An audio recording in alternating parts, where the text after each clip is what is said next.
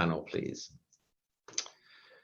So, ladies and gentlemen, good afternoon, good morning to those of you joining from the UK. Welcome to this British Chamber Future Cities Trade webinar, exploring the opportunities for UK companies in Singapore. My name is Richard Warburton. I'm the President of the British Chamber of Commerce here in Singapore, and I'm also the Executive Director of Arcadis, based in Singapore, and have been here for the last 11 years. Today, we are focusing on future cities and what the opportunities are for UK organisations.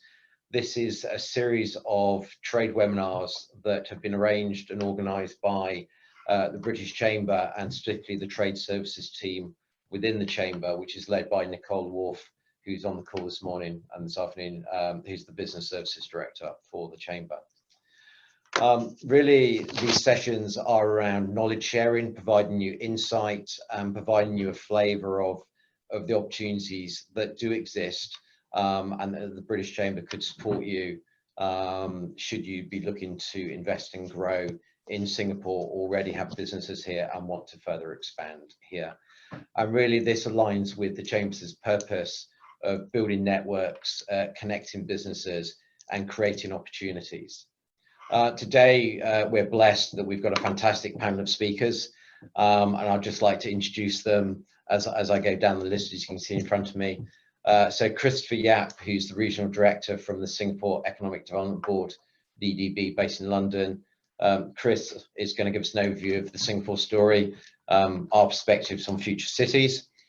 After Christopher, we're going to have Eugene Lau, the Deputy Director from the Urban Redevelopment Authority, who's going to talk about shaping Singapore, planning a livable city with geodesign.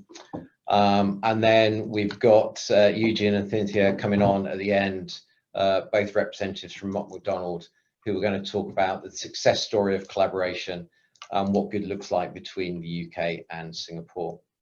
To kick us off, I'm actually going to ask Nicole to maybe just take us through a bit of more about the work of what the Chamber does, and more of the work of the Chamber around trade services and how we provide these opportunities. So over to you, Nicole. Thank you, Richard. I'm not going to take up much time at all, because to be honest with you, you're all here today to listen about this amazing topic and how incredible Singapore has been in really driving the Future Cities initiative. However, I do think it's important to just give you some context, because for many of you in the UK, I'm sure you've come across chambers of commerce, but we do operate subtly differently here in Singapore. For one of the main reasons is because we do drive a huge amount of trade activity and trade support on behalf of the UK government, and also under our own strategy. So to give you some context, we are a chamber of around representing around 350 plus companies. Obviously, by nature of Singapore, that is somewhat transient, but forever moving up. And of those companies, we have over almost 4,000 individuals. We were established quite some time ago in 1954, and as Richard quite rightly said, we've stood true to our kind of core ethos to build networks, connect businesses and create opportunities. Now, here in the Chamber, we have two core teams. It's the trade services and also membership. And what do these do? Well, they collectively support the full cycle of business. So under trade services, we are here to support market entry, and we do that by working with the Department for International Trade, with our wider BCC network, and with our other core partners such as the EDB, URA, MTI, that's the Ministry of Trade and Industry here in Singapore. And then we often move in and transition the companies we work with into membership, so arguably the in-country support to help you establish and nurture and grow. And then from then on, we take companies and the support we can provide to actually grow and expand regionally, and also expand here in Singapore. There is a very short video which I have to show you, which will give a lot more context around everything that I've just mentioned.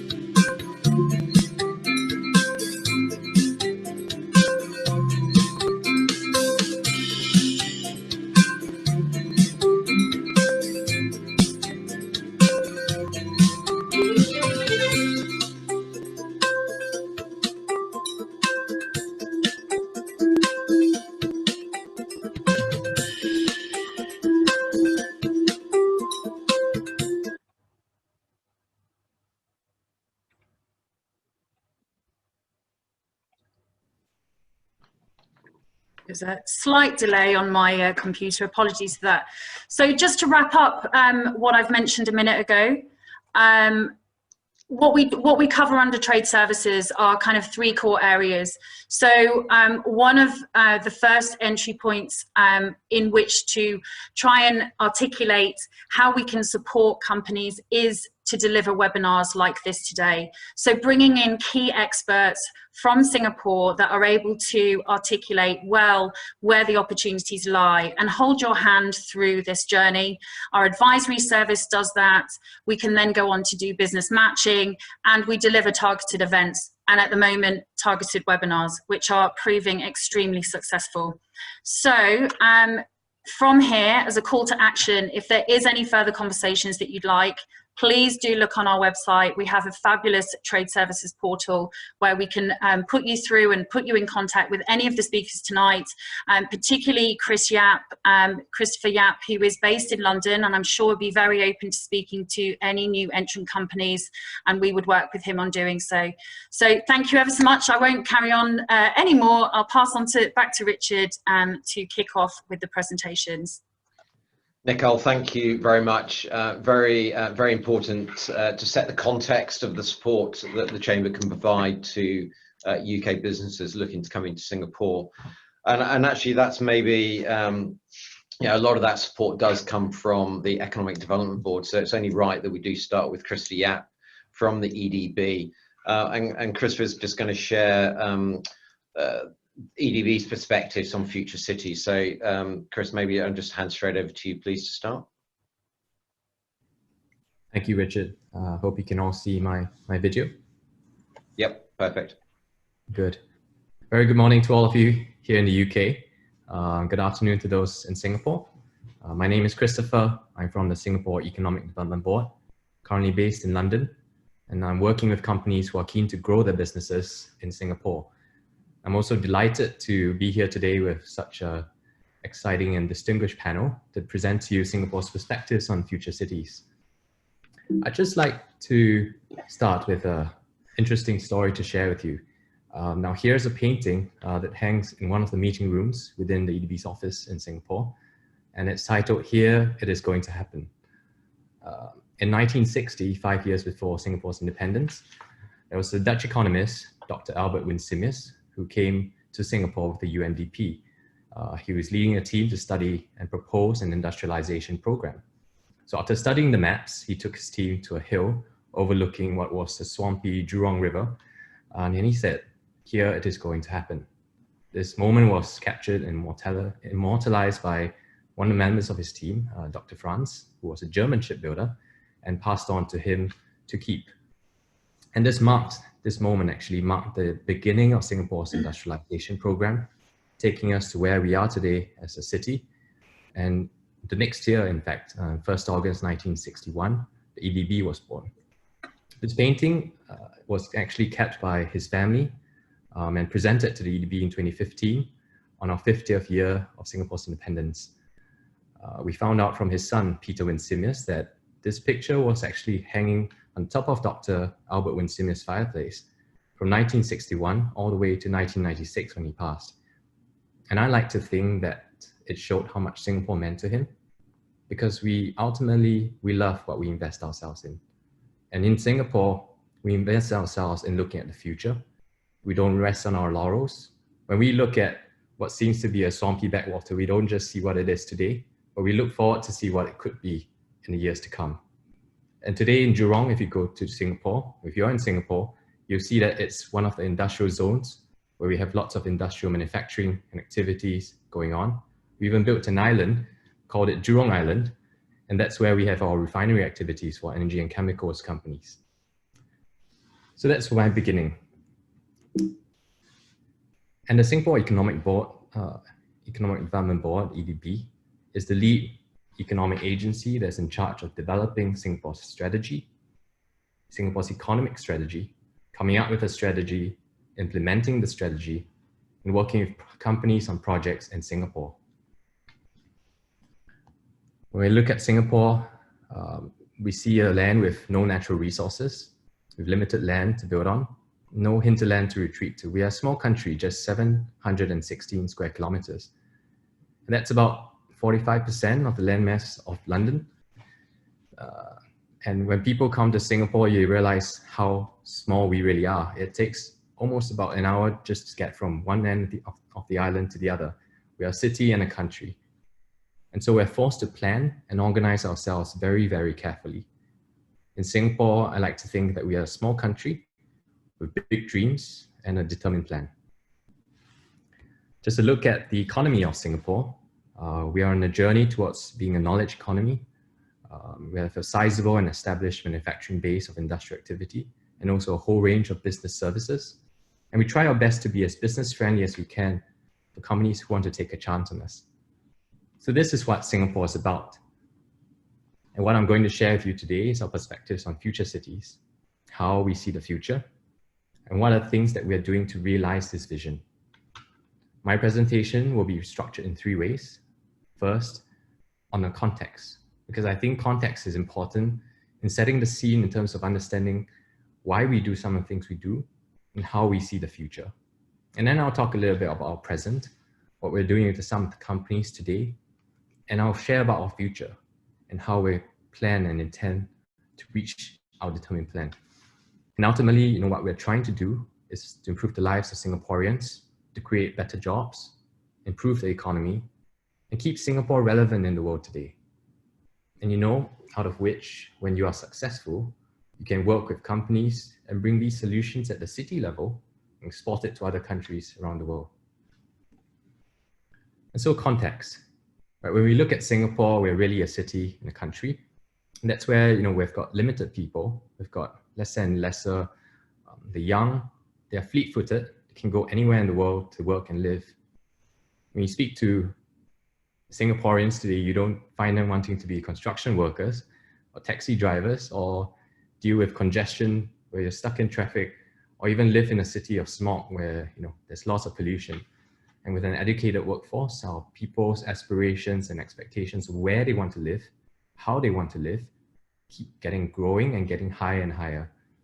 So how do we solve this problem in a global race today?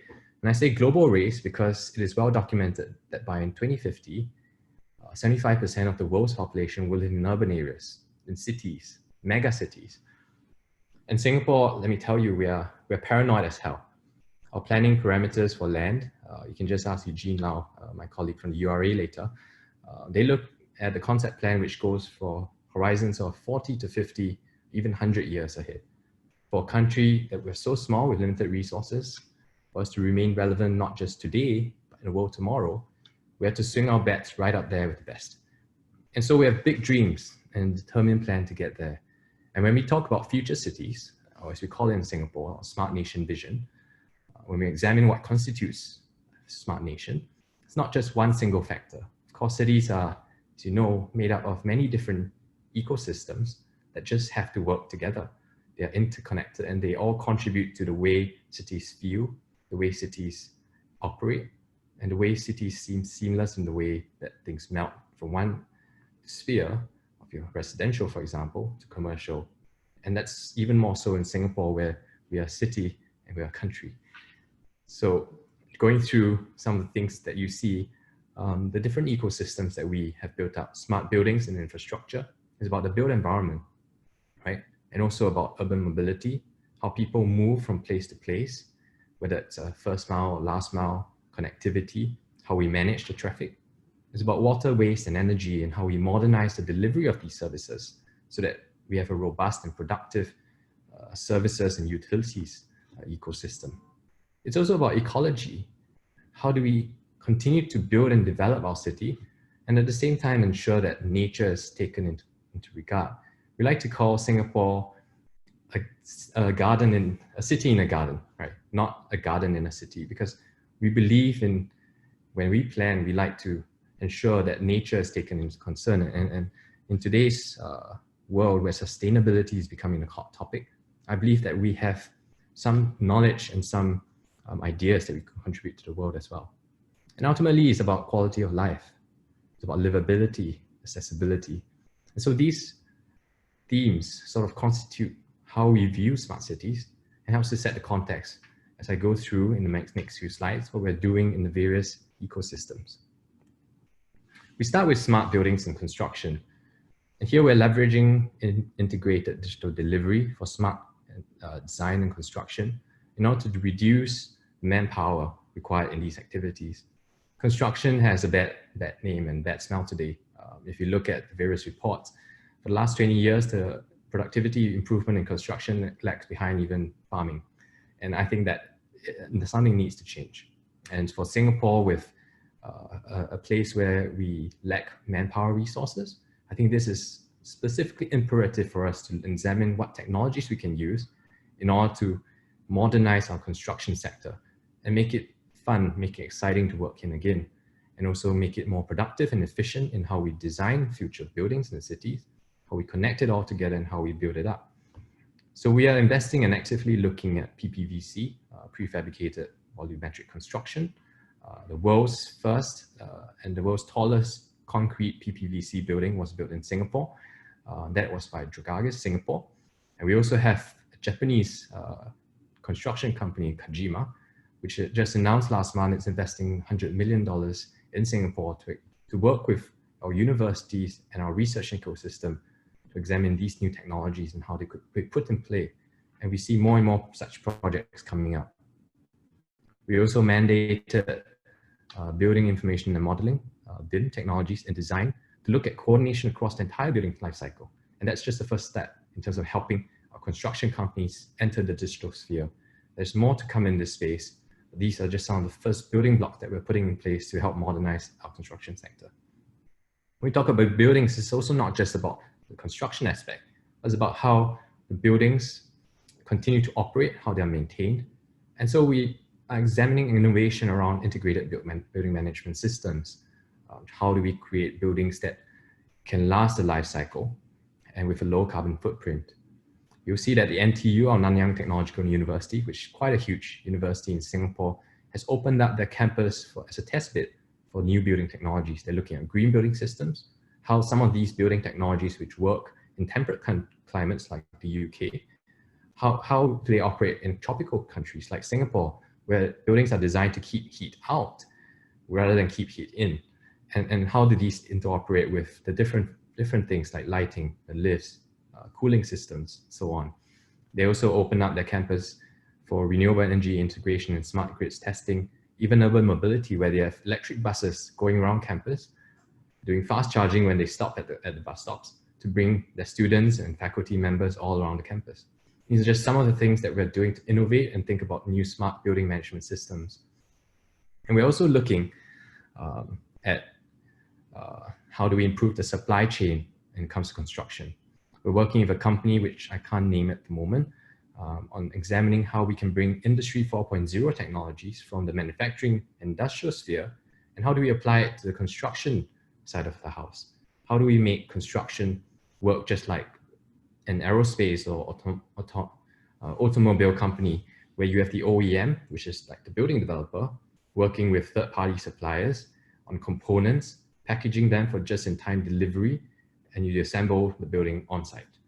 So for example, we use digital twins, use different kind of AI technology to design the building, and then you package it off-site, like PPVC, etc., the different components, you ship it, and then you build it with a timeline which is fixed, which is known, and you improve the efficiency and design of the building. So this is what we're seeing in the smart buildings construction, the built environment sector, and we're seeing a healthy state of projects. We move on to urban mobility because as we talk about cities, it's also about connectivity. It's also about managing road use. In Singapore, we have about 12% of our land being used for roads, and for a small country, that's actually quite a large amount. So we set ourselves this vision: how do we make Singapore, and how do we reach the highest possible public share and active transport mode share without increasing land, without increasing manpower? So one of the things we are looking at is robo-taxis. We have the first, and that's the first mile, last mile of driverless cars. We had the first driverless taxi trials in Singapore, and this was by Autonomy. And recently, last October, in fact, it was announced that the whole western region of Singapore will be opened up for driverless car trials. So Autonomy is in Singapore testing, Delphi is in Singapore testing, and we're seeing more and more companies take an interest in this. How exciting is that? We could even look at autonomous pods for roadside cleaning, as an example, or even at the airport when you talk about the apron on the runways, etc. We're also looking and examining how we can change people's behaviors, because it's not just about technology, it's about knowing what your citizens want to do. Because if they just want to own a car, there's no way you can achieve the vision that we set out to do. So we have electronic road pricing. We're moving into next generation. That's where if you pass, right now, if you pass through a gantry into a congestion zone, you pay money. But where we improve in the future is we're using a mix of GPS technology, inbuilt car monitors, beacons, because in certain areas in high-rise buildings or car parks, you get a canyon effect. So you need beacons. And then how do you use smart lampposts all across the island to help communicate and have wireless connectivity, communicating with the satellites, communicating with the cars. So we're introducing it to improve congestion. So in the moment you use your car in congestion zone, you get charged, but not a flat fee, but by your usage. And so when we move into electrification, when people use some of these modes of transport for last mile transport, they don't just pay a huge sum and then they think, well, I might as well just use the car the entire day. You have it for a certain amount of usage, how much you use. So we think that some of these technologies also encourage people to examine whether they really need to own a car. And these are just some things that we're using to change people's behaviors. I'll quickly move on to water and energy. We have set ourselves a goal of being water self-sufficient by 2060. For a country with no natural resources and no water, this is remarkable. We have done it through 4 different taps, our reservoirs, local catchments, imported water, a new water where we convert sewage water into drinking water. There's no taste, trust me. And desalinated water, moving seawater and trying to make it potable. And the PUB, our Public Utilities Board, is also looking at how we can integrate digital twins, use sensor networks, smart water meters to help people manage the water, and also help to integrate and make the entire water supply more robust, more resilient in terms of delivery of these services. And they're looking at companies to help them solve these challenges. We also examine, because we have so much space used up as reservoirs, how do we integrate that and use it more efficiently? So we looked at floating solar panels, and that's one aspect of our renewable energy journey, to look at how we can use alternative means of energy in our grid. So that's one aspect. We're also examining the use of hydrogen.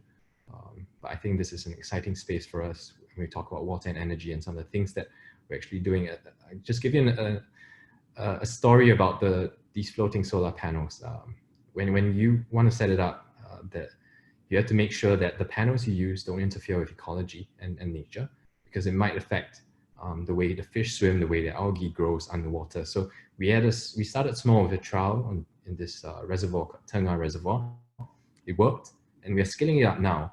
The latest tender to scale up this across the island is out. We're also examining how we could put floating solar panels on the coast of Singapore, and that require new technology because you have to comprehend and work with the waves and the tides and make sure the panels don't break. So that's how we are looking at renewable energy, especially in solar. And the last aspect I want to talk about is also on ecology. As I mentioned, we are a city in a garden, and we want to keep it that way. Those of you in Singapore, you know we have a lot of green spaces which are done very methodically. And these two pictures you see are from the Housing Development Board, which is our agency that looks at planning for townships and housing estates. They've done a great job in terms of integrating nature together with the cityscape and towns. And how do you do it without impacting ecology? How do you design your city around natural features, not just to protect the wildlife, but also how do you do it in order to protect yourself against things like climate change? So this is something that we are doing and we've implemented in order to keep Singapore livable. So just some things that we're doing, and I just want to talk very quickly about the future, because what we're doing and what is exciting, that's Singapore, and this is what we are determined to do. So you take a step back and you put everything that I talked about together and you think about what Singapore could be in the future. And this is our vision. From passengers' perspective, it will be intermodal in terms of transport. You actually could free up land if you look at the picture. You have no roads. You take away the roads, you put greenery, you have parks, you have alfresco dining, improve the quality of life, right? You shift transport, public transport downwards using autonomous vehicles, robo-taxis, buses, electric buses. You can move goods in the air on passengers through drones. And you see trains in the background, the backbone of the city. The vehicles can talk to buildings because these are smart buildings. They can talk to the lampposts. The buildings are optimized for tropical environments, reducing energy, water, and waste intensity in each building. Everything works. And this is really how Singapore looks at bringing together different technologies. But there's still challenges remaining that we have when we look forward to future cities. Our food supply. We have a plan called 30 by 30. How do we produce 30% of Singapore's food needs by 2030? It's ambitious, but we believe that we can do it with new technologies. Urban farming, vertical intensive farming is now possible. So we're examining and working with companies to help to look at how we can bring this aspect to our future city. Next one is a picture of flooding in Orchard Road in Singapore. With recent years, in the past 5 years or so, we have experienced more and more flooding because of heavy tropical rains, because of climate change. And when we look at climate change, it's an existential threat to Singapore because we are an island. And so we're examining how we can make our city more resilient, more robust in terms of climate mitigation, climate adaptation, whether it's putting built polders or even using nature like mangrove jungles or swamps to help stem the rise of sea levels. And lastly, we have what we have here today, in today's environment, COVID-19, right? Our pandemic resilience. I think when we talk about cities, we also have to examine the resilience of cities and how we deal with challenges in food security, for example, or even climate change or pandemics. These will continue to shape how cities look like, how people work, live and play, and yet still know that they are in a safe environment, that they can live, they can enjoy themselves, and they can do what they want to do, especially in Singapore, where we are such a dense cityscape. And so, frankly, these are how we plan to do things. This is how we view future cities, and this is the technology we want to put in place and leverage to improve our city. But from our experience so far, with the technologies, it's not just about the technologies, it's about the business models, about how you implement it in specific use cases, finding the right use cases and applications to make it work. And actually, that is what Singapore, the EDB, is doing. We're working with companies like yourselves to actually find a way to put your solutions and to test it in Singapore. Because if it works, then you can export it to other cities around the world. Because we are living in a time where cities will in the future be very important, with mega cities growing, and we're trying to find good solutions, good technologies, good business models to actually put everything into place. And with that, thank you very much for your kind attention. I hope you enjoyed the presentation. Christopher, thank you very much for those insightful words. I'm sure that you could have spoken for much longer on what Singapore is doing to plan for the future, but I think it's a great context and great overview for those people who are on the webinar this morning. I particularly like the through the Smart Nation strategy, the focus on innovation technology, and actually your call out that actually you want companies to come forward to help you address those challenges and put forward solutions. So, you know, metaphorically, your door is always open for companies to approach and put forward solutions. So, no, thank you for that. Some great shout outs. I would say if people on the call on the webinar have got questions, then please feel free to drop them into the chat. We won't take questions as we go through, but Nicole will collate them and then we'll come through to answer those at the end. So Christopher, thank you very much again. You actually spoke about livable cities, and I suppose that's a very good segue onto Eugene Lau from the Urban Redevelopment Authority, who's then going to talk to us now about planning for livable cities. So Eugene, over to you.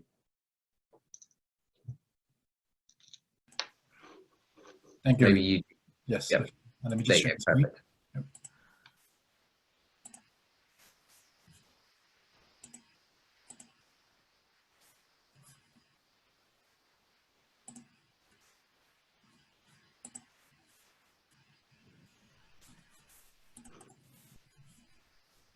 So Eugene, we've lost your volume if you're talking to us.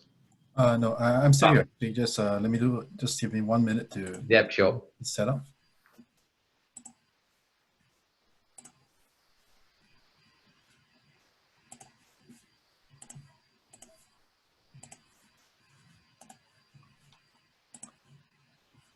Sorry, let me just share the screen again.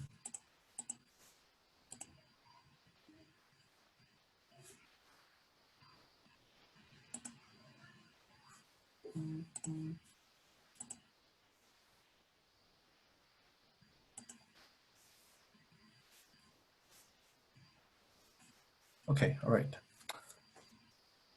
Hi, very good morning to everybody. My name is Eugene and I'm from the Urban Redevelopment Authority of Singapore. First and foremost, very big thank you to the British Chamber of Commerce for this opportunity to speak to all of you here. And today my presentation is going to focus on how we as the Land Use and Planning Authority of Singapore shape the city with the use of technology through geodesign. And what is geodesign? Geodesign, I would basically frame it as the use of geoinformation that would constitute, let's say, for example, geographic information systems data, GIS data, or also even just 3D data.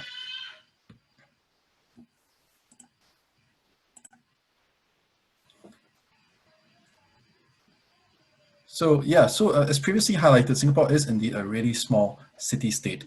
On the right-hand side, you can see the comparison as compared to London. London itself is really 2 times our size.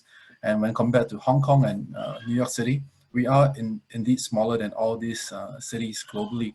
And we have a very dense population as well, 5 million plus population, and only about 720 square kilometers of land for us to develop, and nothing to expand or fall back on.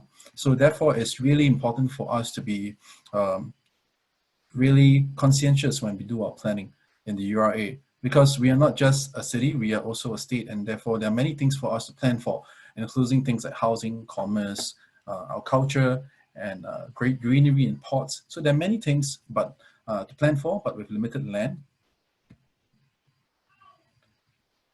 So when we do planning in the URA, we focus on, of course, the 3 big pillars of sustainability, which are economic sustainability, environmental sustainability, and social sustainability. And more importantly, how do we actually do this and implement this in the URA and from plan to reality? We do this via a few processes in the URA, starting from the concept plan, then after that transitioning to the master plan. And after the master plan, we have more fine-grained processes like the government land sales and the development control system. And this, in gist, is what I would call the Singapore's planning system and how we bring plans into reality in the URA. And the next few slides, we'll go a little bit into detail about all these different processes that we have in the URA. So personally, as a Singaporean, I'm really proud of what we have achieved in the past 50 years, from 1960 to where we are today. And this picture you see over here is actually the same photo of the Singapore River. From 1960s to present day, you will see that it's now flanked by our CBD, tall skyscrapers, high rises. But at the same time, you also do realize that the foreground, it is not a complete wipeout of all the our heritage. We actually did conserve important buildings, like for example, the shop houses, and even this building that you see over here. This is Fullerton Hotel, but what used to be a post office was conserved and then adaptively reused as a hotel right now. So it's also very important to know that all these things did not happen by chance, because it actually went through many rounds and many years of careful planning. And we do that not just for the Singapore River, we do this for the whole of Singapore in order to ensure that whether it's in the city or whether it's in the outskirts of the city, we try our best to plan different precincts and different districts to the best of our ability to ensure that it has the different characteristics, so that whoever you are, wherever you stay, it is very meaningful to live in Singapore. The first phase that I mentioned just now, it is called the concept plan. So it is a very macro and long-term plan. And as my colleague from the EDB pointed out, it stretches as far as 40 years and 50 years in planning, because we do have really limited land. And in this plan itself, we do not go into the details of detailed land use zoning yet, but instead we actually focus on a more macro approach. And if you see the colors over here, there's orange, there's purple, and there's blue. So this is actually focusing only on the main broad uses, which is orange for residential, purple for industry, and blue for commercial users. And of course, there's green. Green would be the greenery that's available in Singapore. Like for example, over here in the middle, we have our nature reserves, and on the western end of Singapore, we have the nature reserves as well. And what I have here is actually the very first concept plan that was created in 1971. And you can see that right from the beginning of 1971, we already more or less have the structure of what we hope to achieve in the next 50 years already all panned out. So you can see the black lines are actually our expressways. The airport is here. Changi Airport is located on the eastern end of Singapore. And we already envision a vision of a satellite town plan in Singapore, meaning we do not just focus all our users in the city itself, which is in the south of Singapore, but we hope to actually create satellite towns to decentralize commercial use, to decentralize jobs all around the entire island. Next, zooming into the master plan, which is the next phase of our planning work. And this is actually a medium-term plan that stretches from, I would say, maybe about 5 to 15 years. And every 5 years, we actually do review this plan, because it is, at the end of the day, a statutory plan. It is gazetted, and it is by law that whatever development comes in and they want to build and develop something, they have to follow this land use plan.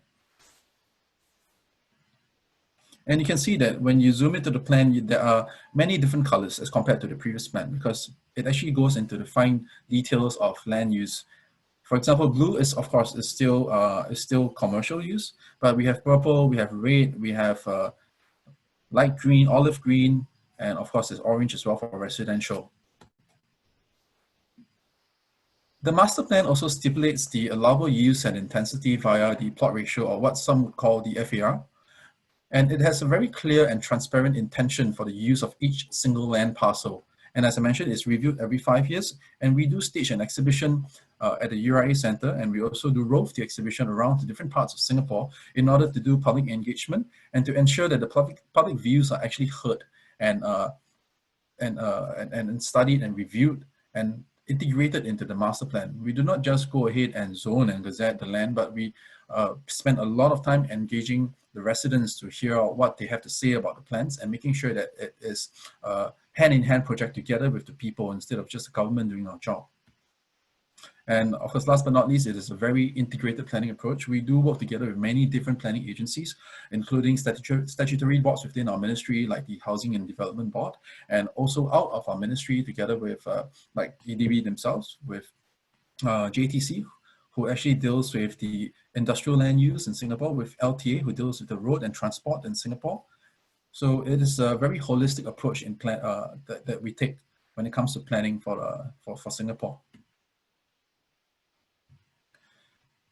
So the next layer that I would be talking about is the urban design plan, because at the end of the day, I am actually an architect by training, and I've been practicing urban design and urban planning in the URA for more than 10 years. And what exactly is the urban design plan? I would describe the urban design plan as a even more detailed plan that is layered upon the concept plan and the master plan. And it talks about details like, for example, building heights, public space designation, the green and blue network, like where the water flows and where the parks and where the green connectors. And of course, most importantly is pedestrian connectivity, because that's what we like to focus on in urban design for the pedestrians and not just for cars in Singapore. So last but not least, because we are at the end of the day a statutory board and we do approve plans in Singapore. So therefore, when a developer wants to build something in Singapore, they have to submit it first to the URA for planning permission. And we do review the design.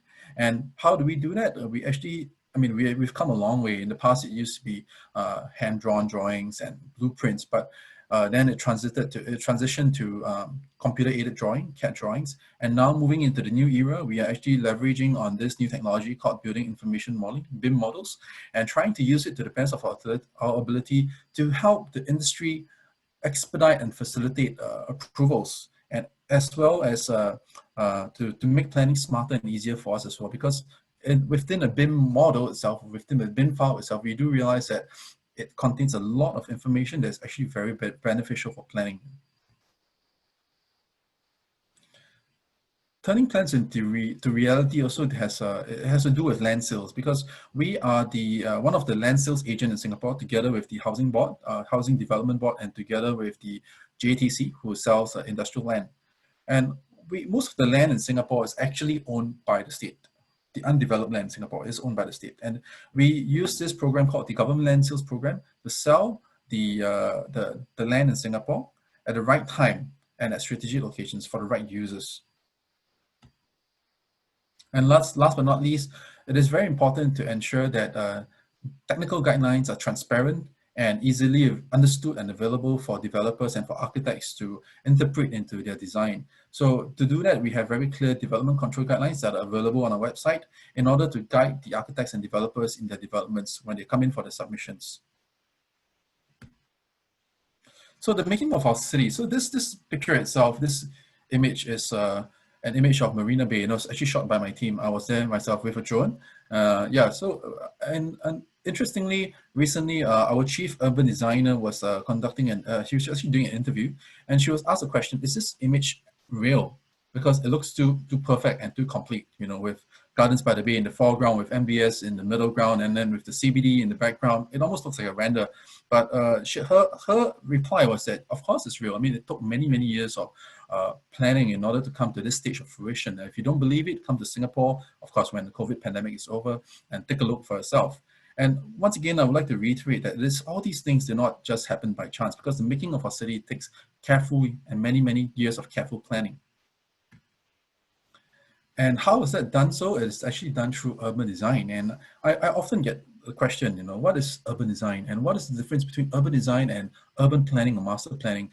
So I often would like to reply saying that urban design is as much as an art, and as well as the science of sculpting the city, because it is not just planning, quantitative planning, but it is also qualitative planning in order to ensure that there's a creation of memorable places for the people to remember and to resonate with. And of course, it also involves the sculpting of the urban form of the city. It's almost as good as playing Lego, but at a city scale, because it is important, to ensure that the city is, as I would say, is an undulating urban terrain. It is not just a whole wall of skyscrapers, or in order to ensure efficient use of land. It's also about activating the spaces in between the buildings, because as important as it is to develop buildings, it's also important to ensure that there's spaces, usable public spaces for the people living in Singapore. And in this picture itself, you will see Gardens by the Bay, which is a huge piece of land that is in the middle of the CBD. And there was actually a lot of debate when it was first proposed, because CBD land is extremely expensive and valuable, especially in a dense country in Singapore. And here we are proposing to develop a huge park in the middle of the city. But at the end of the day, the idea was actually pushed through, because we do realize that it's important to have a sense of respite in this concrete jungle that we live in. And we want to connect people to the places comfortably, and we do so with an efficient transport system, but also to ensure that people can walk from place to place, point to point comfortably, regardless of the weather. And creating a sense of identity, to create landmarks that you can actually identify, that you're proud of. And I would say that, for example, Marina Bay Sands, everybody in Singapore and internationally can, once you see the building, you know this is MBS and this is in Singapore, and that's what we're talking about. And in planning itself and urban design, we also need to deal with the needs of stakeholders. So what am I talking about over here? Like, for example, we get people telling us, the URA, that hey, I need a digitalized version of my buildings, you know, for facilities management. And this can actually come from developers themselves who maybe just took over the building, or are asking us, you know, do you actually have a 3D model of our building, because they do not have such data. And then there can be questions raised, like, for example, I want to know the location, the age, and the type of tree species that are located within a garden. They want more data to better plan for anticipated needs, and this could be transport data, it could be housing data.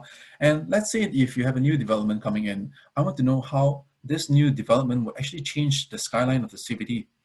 Or even talking about transport simulation, you know, how would a new bridge improve pedestrian flow? And on the topic of sustainability, what if I want to analyze, you know, the projected impact of rising sea levels in the next 50 years? So how do I do this effectively and accurately? So you can see that the image has transitioned from a real photo to a 3D model of the Marina Bay, because this is a digital twin. And this is precisely my point, and also the next part of my presentation, which deals with data and systems that we use in the URA for efficient and effective planning. In the URA, we always try to push for data-driven planning and design. And what do I mean by that?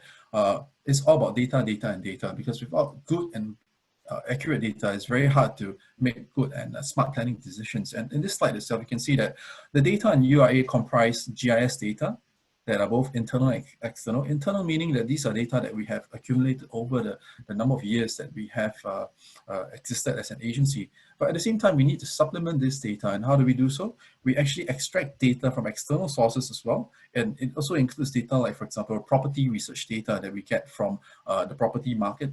And thirdly, nowadays, especially nowadays, when the whole hype is about digital twin, it's extremely important to have good and accurate 3D data as well, in order for us to visualize the city in a digital environment. And within the URA, I did mention that we have many different processes, and we have different software in the URA that we have developed in-house, internally, in order to help us do our work. Because we do realize that while there are many commercial software that are available in the market for us to utilize, but we do we always stress on the importance of building internal competency within the authority. And therefore, we do prefer to customize our own software so that we have a bit more control over what we want to incorporate into this type of systems and platforms. So talking about digital models, within the URA, we do have a very big inventory of digital models of the entire island of Singapore. So what you're seeing here is actually the courses quality of the model. That I would say is level detail 1, LOD1, that was actually created by the Singapore Land Authority and shared with the different government agencies. And this was done using stereoscopic and also as well as LiDAR data in order to create the massing. The next fidelity of 3D data that we have is actually the LOD2, also created by the SLA using LiDAR scans, and also shared with the whole of government in order for us to do better and more efficient planning. So you can see that in this video, the screenshot, the video that I had, what I'm doing is actually I'm doing some potential simulation of new developments within Marina Bay using a software that we have called the 3D Urban Planner, and together with the 3D context models that was provided by SLA. So last but not least, the LOD3 model that we have is the highest quality of models that we have in the URA that's been that's constructed by our vendors. And you can see that the quality is I would say very different, because these are very high resolution models that we use for artist impressions and for doing fly-throughs like this.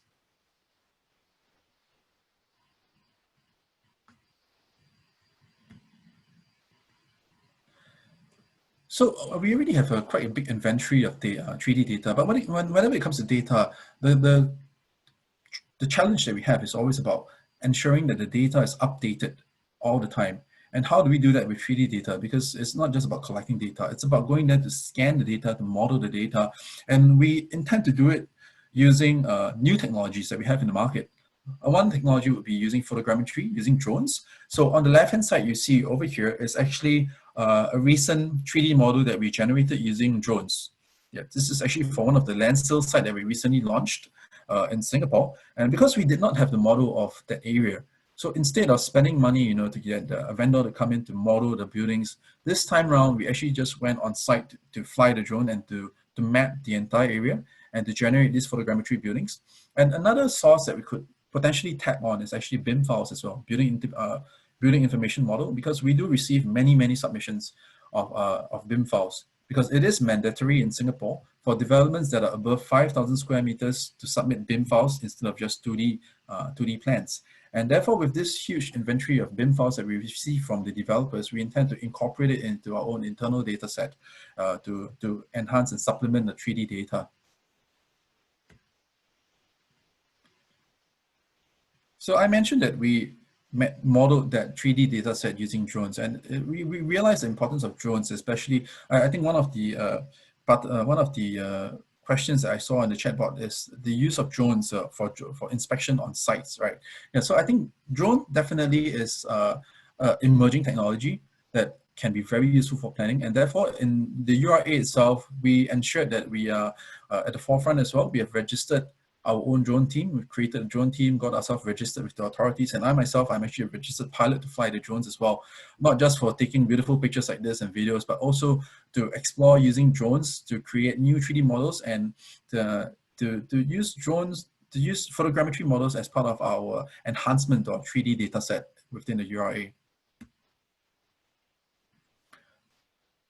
So within the URA, we also use many different types of proprietary software that you see over here, including SketchUp, Rhino, ArcGIS Pro. And the point of this slide is that in planning itself, there is no one software that can solve, they can provide all solutions. You always have to resort to different types of technical software at different stages of planning. So next, I'm going to show you a couple of case studies that we have with regards to data-driven urban design, that we have used different types of software and solution to address different types of queries and problem statements that we have. So Eugene, sorry to interrupt. I'm just going to have to maybe just focus on one of the case studies. Sure, just no problem. From my perspective, yeah. Okay, so the importance of views that we have over here. So views are of utmost importance in planning itself. For this example, you can see that the plan was actually done in 2D and it was done using Pythagoras theorem in past, and therefore we created this plan. But with new technology, we can actually use 3D data and 3D analytics to actually do this kind of view shed simulations. And what we did for Marina Bay itself is this case study that we have here. So if we envision that developments in the bay itself are to be low-rise, medium-rise, high-rise, with the software, we can actually generate view shed simulations quite easily to ensure that the existing CBD skyline does not get blocked out by new developments. So what you see me doing over here is that I'm creating a viewer at the Merlion and then looking back at the skyline, and you can see that the areas in red are actually the areas that are blocked out, and the areas in green are areas that you can still see with the development. So it's actually a quantitative simulation rather than just a 2D plan. I'm going to skip the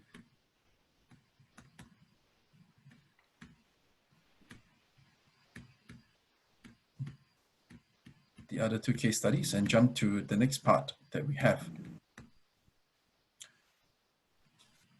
which is also the last part because it deals with the review of submissions. So with BIM files itself, those of, I mean, if there are any people in the audience who actually deals with BIM files, you realize that BIM is a problem because it is very data driven and very data heavy. And therefore, when we receive BIM files and authority, it's actually very difficult to navigate the files. So what we do is instead of using just a raw native BIM file for Revit, we actually try to incorporate different types of software plugins to our review process, like the landscape, which transforms the protocol to something that's more lightweight and more easily navigated for design reviews. And within the URA, we also have a room that we call the Quiet Room, which is basically a panoramic curved wall that you can actually project, like you can see over here, we're having a design review, and can project the 3D environment in order for a more interactive review with the panel. They can walk up to the wall and navigate the model and rotate around the model. So we actually use solutions like this for more fruitful discussions when it comes to design reviews. We have also been experimenting with VR, so virtual reality. And here you can see this is actually our CEO and this is our chief urban designer who are actually in our office testing out the review of a new development using virtual reality.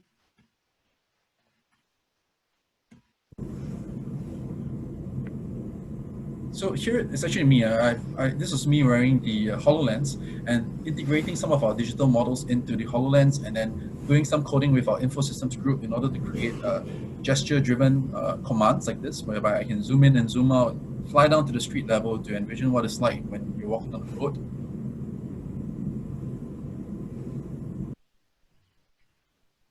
So when it comes to exhibitions, we also try to leverage on technology to make it more interactive for the public. For example, over here just now, a colleague from ADB mentioned the Jurong Lake District. Yeah, so this is actually the exhibition that we coordinated a couple of years back, that we integrated the use of augmented reality using iPads, as well as virtual reality. And last but not least, with digital models, I would stress that a digital twin is extremely useful when it comes to public engagement and consultation, because at the end of the day, the public often do not understand plans, and it's very difficult to get their feedback when you show them a 2D plan. But instead, digital twin allows them to really experience what it's like, what the plans are going to be like in the future, and give good feedback to you. So what you see in this picture is actually an island-wide model of the entire the Singapore that we printed in 3D and have integrated projection mapping onto the model itself. And the mapping layers that we incorporated are the different types of planning layers, like for example, transport, greenery, heritage, green and blue layers here. So let me just sum up the presentation with this video. I hope it's not laggy.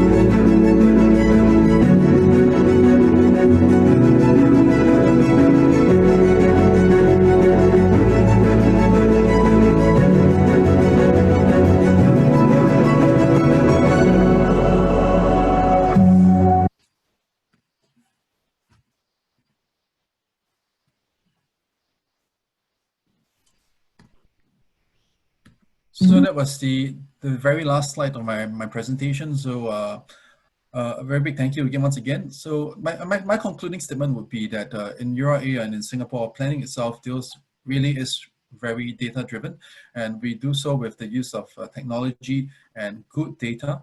And we are also always constantly on the lookout for new trends and new technologies that are available, whether it's from researchers or whether it's in the commercial market. And we do also work a lot with consultants from all over the world. I think I see Tim Stoner in the audience. Yeah, hi Tim.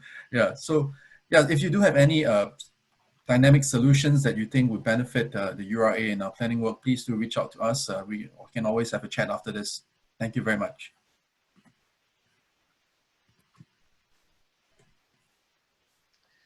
Eugene, thank you very much for that very comprehensive overview. It's fascinating to see how the URA has morphed from paper to technology to the next generation as well. So thank you for that.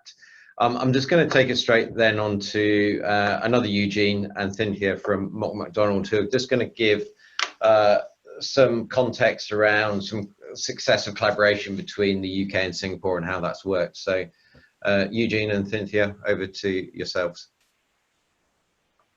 Thanks, Richard. Just let me get my screen on. And just while you're pulling up your screen, if anyone does have questions, please keep putting them into the chat, the Q&A box at the bottom of the screen. But Eugene, off you go. Right. Thanks, Richard. So it's our pleasure to be able to share with you today about Mott MacDonald's journey in Singapore. It's a successful example of UK-Singapore collaboration.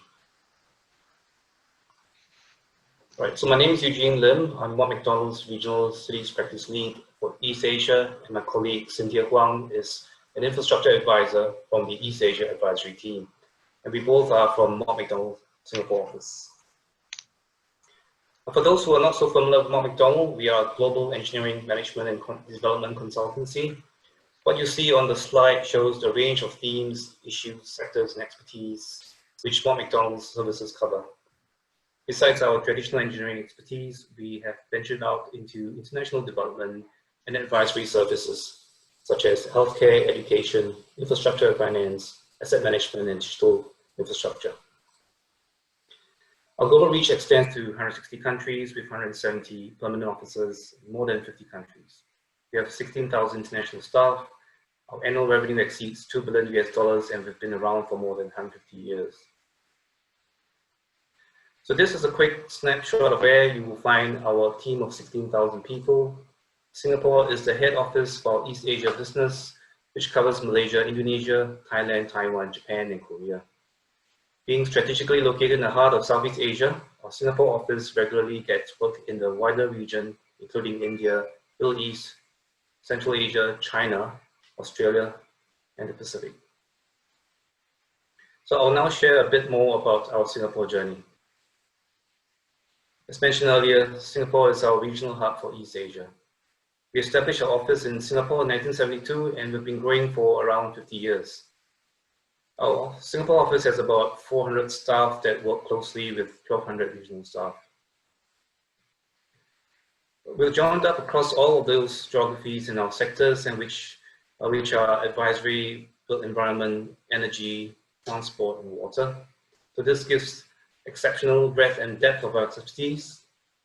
Our global sector leaders drive expertise, share knowledge, and spread best practice for everyone to use across the sectors, all supported by the latest technologies with a commitment to sustainability in its broader sense. Our very first Singapore project 48 years ago was a river crossing project across one of the main rivers in Singapore. We were invited by the Singapore government to bid for this work, which was to investigate alternative methods of providing a crossing over Kallang River. With the local project experience from our Singapore team, coupled with our deep UK expertise from our Mott MacDonald UK offices, we managed to secure more projects of larger scales in the civil engineering sector over the coming years. By the 2000s, we had built a strong reputation and trust with Singapore clients and began to be involved in the landmark projects, especially in road, rail, and building sectors. This could not have been achievable without close collaboration with our Mott MacDonald UK colleagues, British partner consultants, and specialist suppliers in UK.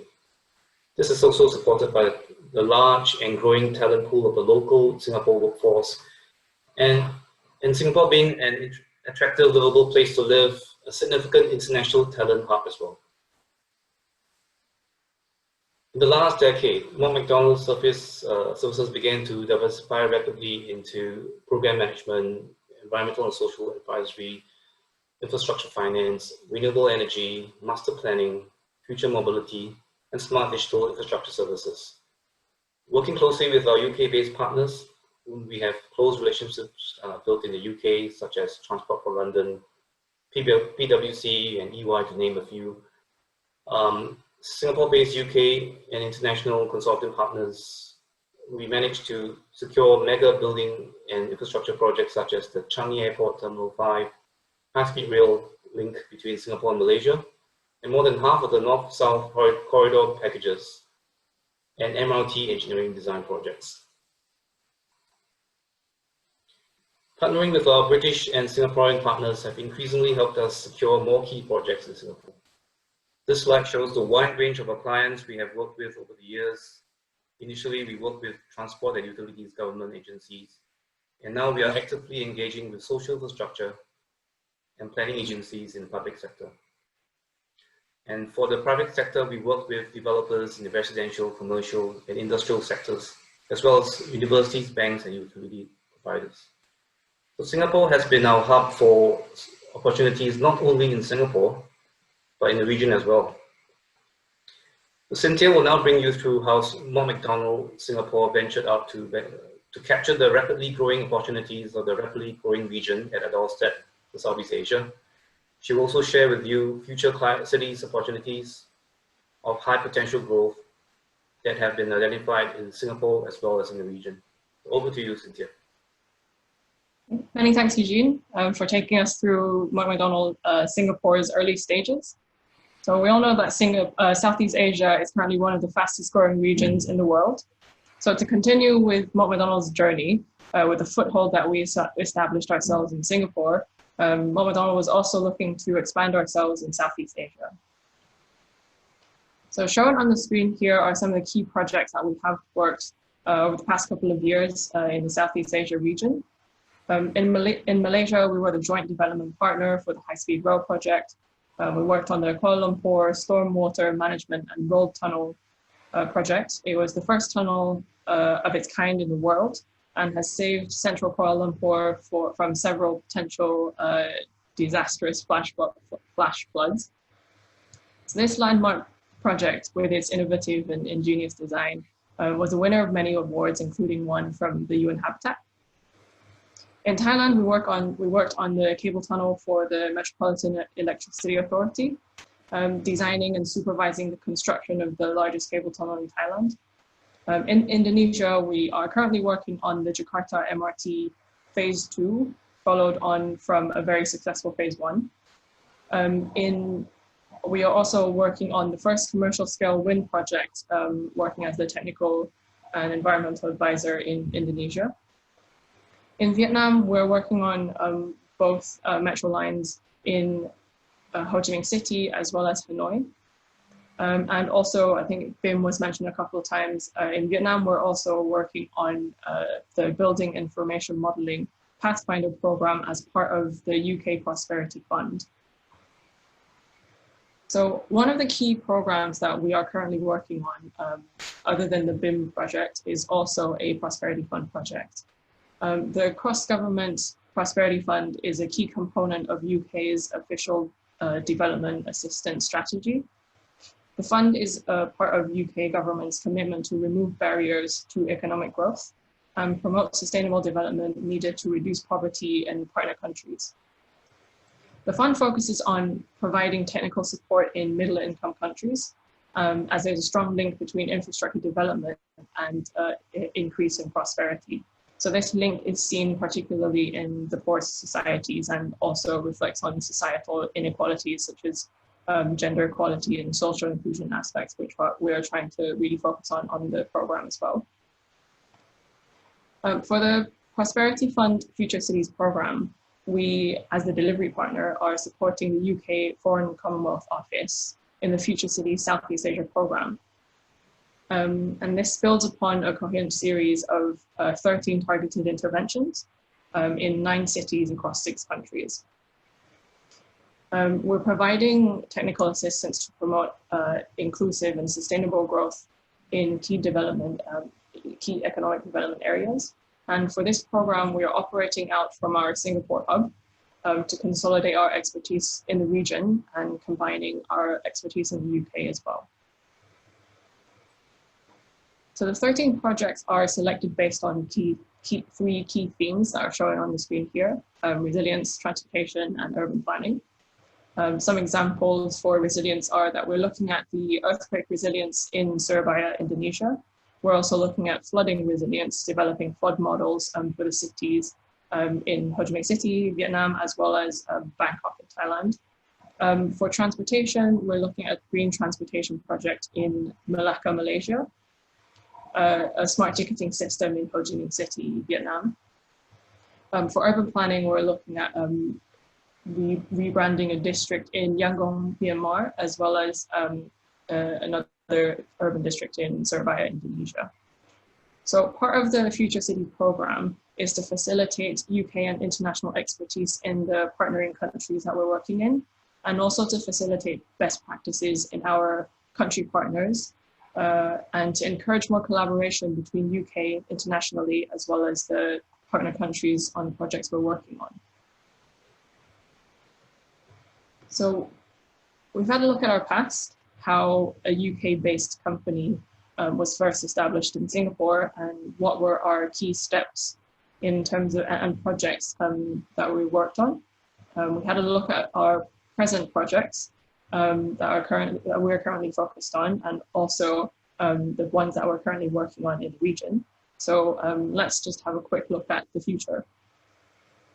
So Mott MacDonald will obviously continuously invest in our Singapore business and put our efforts in some of the key areas that the Singapore government is focusing on, and the ones that Christopher and Eugene Lau has mentioned in their earlier presentation. So things such as AI technology, future mobility and climate adaptation and resilience. So on top of that, as I mentioned earlier, the rapid urbanization of Southeast Asia compared to the world presents an unthinkable range of opportunities in all the sectors in this region. So therefore, Mott MacDonald is also keen and looking forward to working in Southeast Asia and seeing how we can use our expertise that we have gained in the UK and in Singapore to support neighboring countries in this region. So I think that concludes our short presentation. Thank you everybody for tuning in and into our presentation today, and we hope you enjoyed it. We've got our contact details up there. If you've got any questions, feel free to contact us. Thank you. Excellent. Thank you, Cynthia and Eugene, for that overview. I think my key takeaway from there is the taking UK expertise, landing it and developing it in Singapore, and then expanding it across the region. And we do see a lot of organisations use Singapore as the hub to then go off in supporting other locations. Eugene, maybe or could you just stop presenting at the moment? Fantastic, thank you very much. So thank you both very much for that, and thank you Christopher and Eugene for the earlier presentations. I think from my perspective there's a lot of content, there's a lot of sharing there that's come through. We have had a number of questions coming through on the chat, and maybe obviously possibly the most pertinent one, and I think I might start with Eugene Lau on this, but and then maybe go to Christopher. There's question popping up around the impact of COVID, and what are the lessons coming out of COVID in terms of is the city model that's currently being developed the right model moving forward? And actually maybe an extension of that is how do you think COVID and the lessons we're seeing through COVID will impact the future planning and the future way that Singapore develops? So Eugene Lau, maybe you want to start with that one. Yes, hi. Yeah, thank you, Richard. Yeah, that's a very good question raised by Simon, Mr. Lovegrove. Yeah, because indeed, the whole COVID pandemic is really anti-city, I would say. And in Singapore itself, we have also reacted, I would say, rather quickly to the whole pandemic situation, because at the beginning, we thought we were handling it pretty well, but it just really escalated before anyone had expected it. But I would say we're quite proud of what we have done, because in concurrence to handling the situation, we have also started to explore solutions to target this whole pandemic in case it doesn't go away in the next 1 or 2 years. And this includes things like increasing the amount of computational fluid dynamics, wind flow simulation when it comes to development of buildings. And we're not just talking about office buildings or residential buildings, we're talking about public spaces as well. and especially the public spaces within this building. Of course, there was some debate, like, is it actually possible to have more naturally ventilated spaces within office developments? I mean, of course, in a residential home, you can always just open your windows, no issue. But in an office, how do you actually mandate that office workers open the window of the facade in order for the wind to flow through, so as not to propagate, the flow of the COVID, the COVID with the bacteria, the germs inside the building itself. Yeah.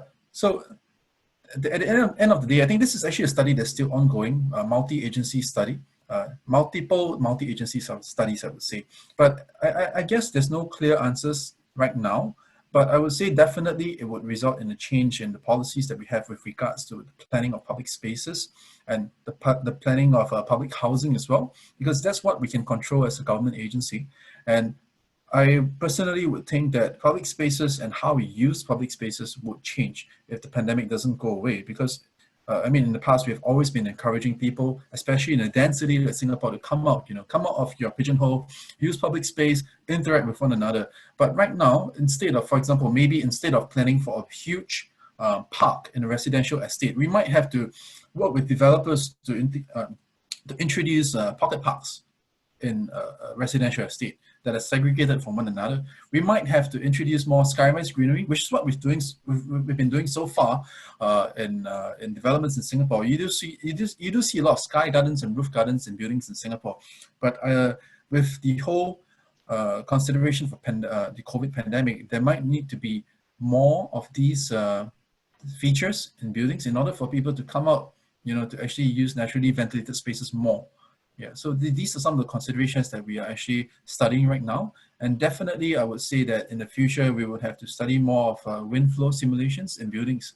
Yeah, I mean, we already do have guidelines like this in place when it comes to wind flow that's being mandated by the Building Control Authority, Building and Construction Authority, the BCA. But I think we definitely have to explore how to increase the scope of this kind of studies when it comes to simulations for new developments in Singapore. Eugene, thank you for that. Christopher, I'm not sure whether you want to add anything onto that. Yeah, sure. Thank you, Richard, and thank you for the question. I think I did allude a little bit to that in my presentation. These are some of the challenges which cities will continue to have to grapple with. Scientists keep talking about disease X, and I don't think COVID is disease X. We will see more pandemics coming across the world in the future, and we just have to cope with it. I think the writing on the wall for cities are in decline because of COVID and pandemic. I think that's a bit premature. In my opinion, it's density, yes, has been accused of encouraging the spread of COVID-19, but I don't think it's density per se that is problematic. It's the management of density. And as my colleague Eugene mentioned, there are many ways that we can manage density with technology, whether it's in looking at modeling, simulating with the wind flow, how droplets kind of move around, whether it's in public areas or even in public transport, how we can mitigate some of that.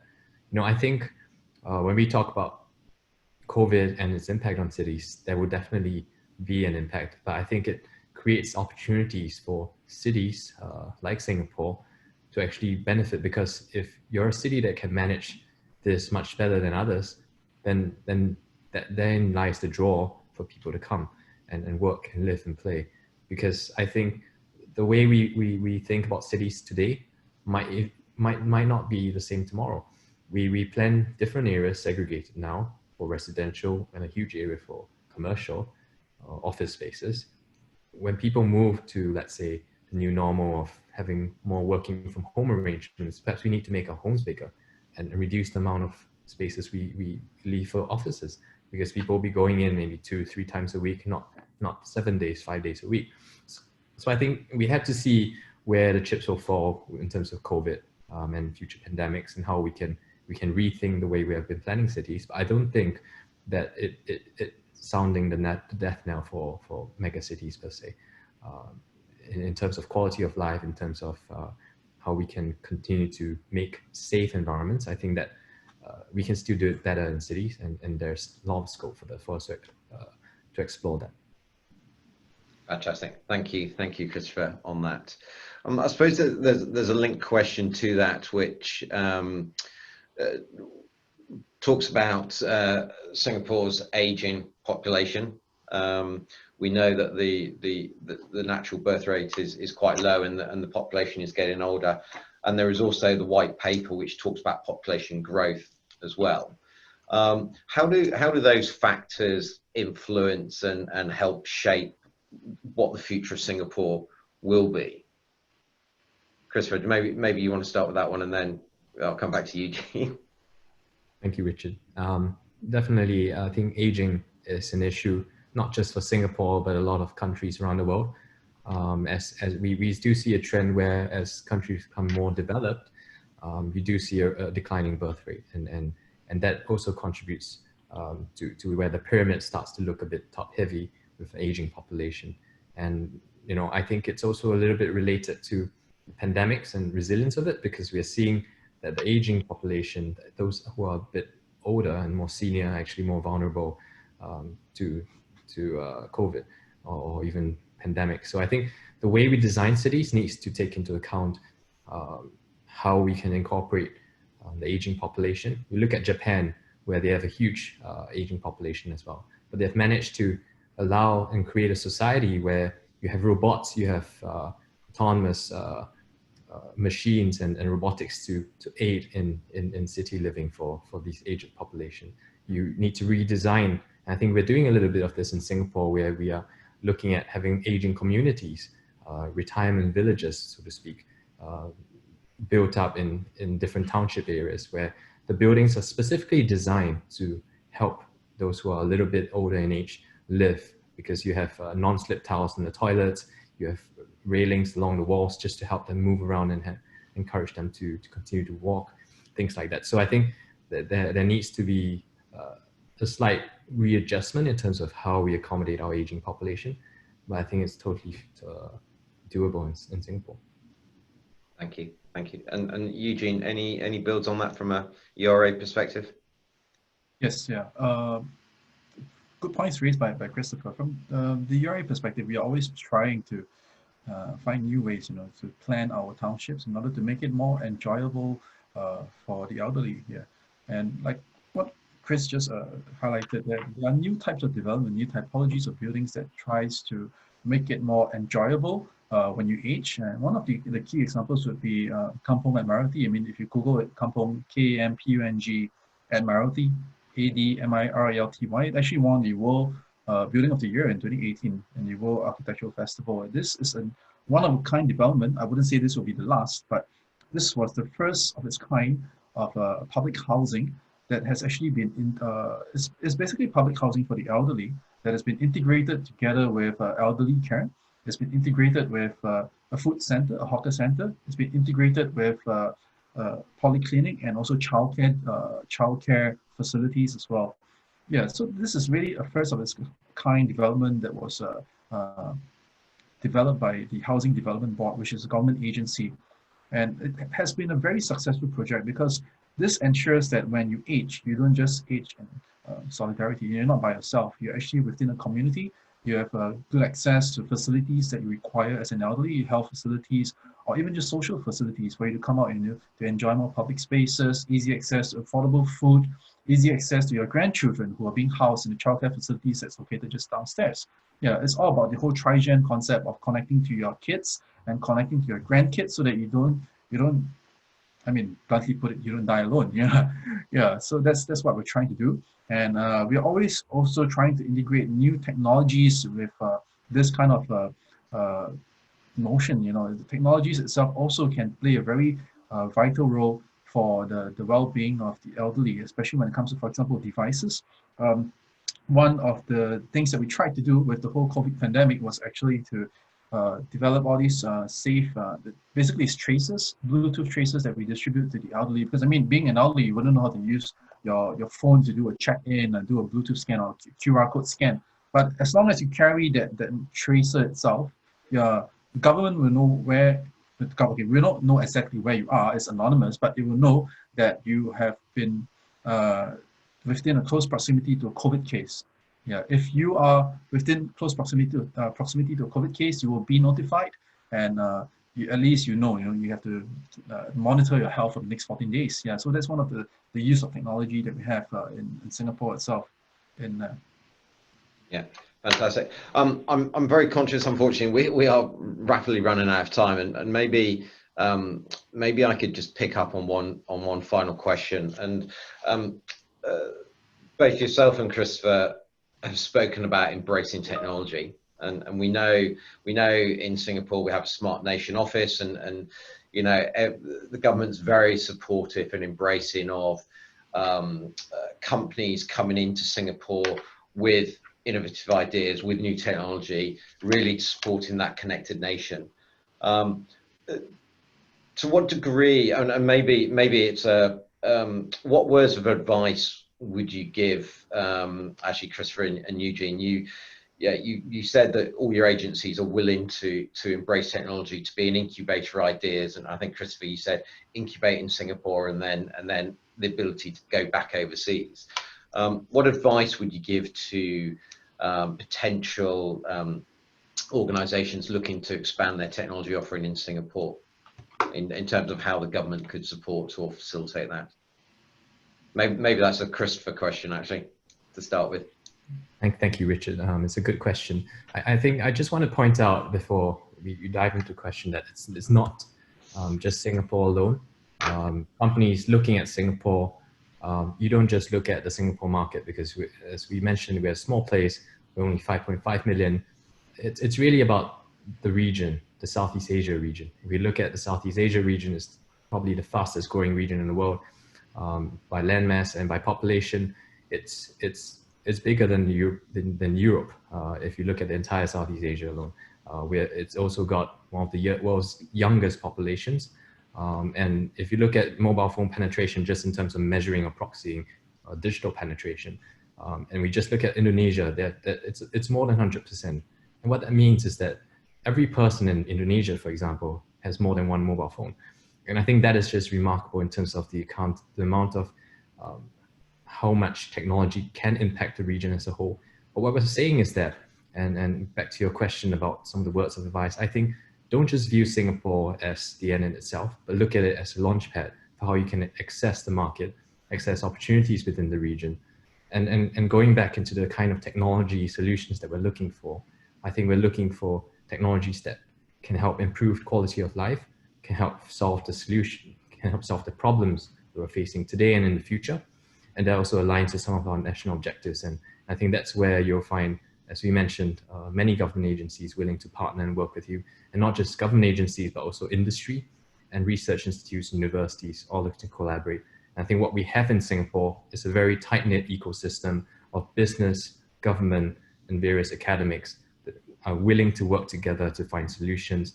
And when it works, and when we test fast and fail fast, and when things work, we have the ability to scale it up and also export these to the region. So I think that's my word of advice.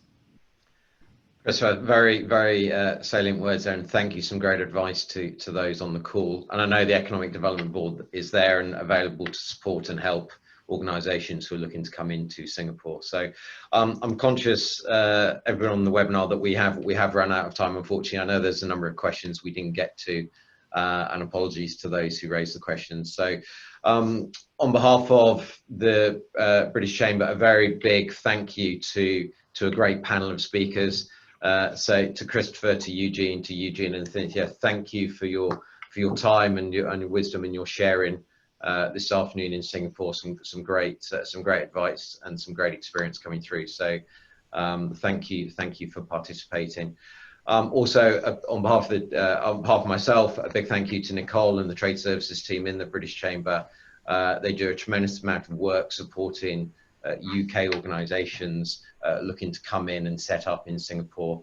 And I would, if anyone is interested, as anyone wants to follow on based on this webinar, please do reach out to Nicole and the Trade Services team, or certainly go to the British Chamber website, where there is a very cohesive page around setting up business in Singapore, and the team are there to support you. So Just in closing, thank you everybody who joined this morning in the UK, this afternoon in Singapore, and again a big thank you to our speakers.